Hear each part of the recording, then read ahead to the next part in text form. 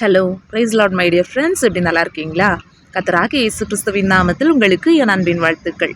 இன்றைக்கும் கர்த்தர் நம்மோடு சொல்கிற வேதவசனம் யோவான் 6ஆம் அதிகாரம் 69ஆம் வசனம். சீமோன் பேதுரு அவருக்கு பிரதியுத்தரமாக, ஆண்டவரே, யாரிடத்தில் போவோம்?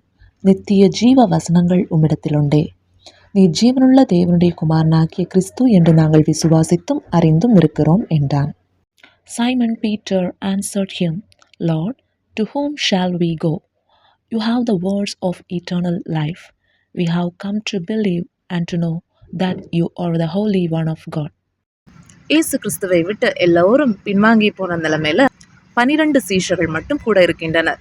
இப்பொழுது ஆண்டவர் அவர்களை நோக்கி, நீங்களும் பின்வாங்கி போக மனதா இருக்கிறீர்களா என்று கேட்கிறார். அப்பொழுது பேதுரு அவரை பார்த்து, ஆண்டவரே, உம்மை விட்டு நாங்கள் எங்கே போவோம்? வாழ்வு தரும் வசனங்கள் உம்மிடத்தில் அல்லவோ இருக்கிறது. நீர் ஜீவனுள்ள தேவனுடைய குமாரனாகிய கிறிஸ்து என்கிறார். பேதுருவுக்கு அந்த வெளிப்பாடு கிடைத்தது. ஆம், அருமையான தேவனுடைய பிள்ளைகளே, ஆண்டவருடைய வார்த்தையில வல்லமை உள்ளது.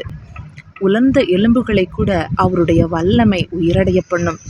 மரித்த லாசருவ 4 நாள் கழித்து லாசருவே வெளியே வா என்றார். அவருடைய வார்த்தையின் வல்லமை அவனை உயிர்ப்பித்தது. சத்தியத்தை அறிவீர்கள், சத்தியம் உங்களை விடுதலையாக்கும் என்று வேதவசனம் சொல்கிறது. வேத வசனமாக்கிய ஆண்டோடைய வார்த்தையாகிய சத்தியம் நமக்குள்ளே பிரகாசிக்கும் பொழுது நமக்குள்ள இருக்கிற இருள் விலகும், குறைவுகள் நிறைவாகும். அவருடைய வார்த்தையை தியானிக்க தியானிக்க, வசனத்தை தியானிக்க தியானிக்க ஆண்டவரோடு இன்னும் கிட்டி நாம் சேருவோம்.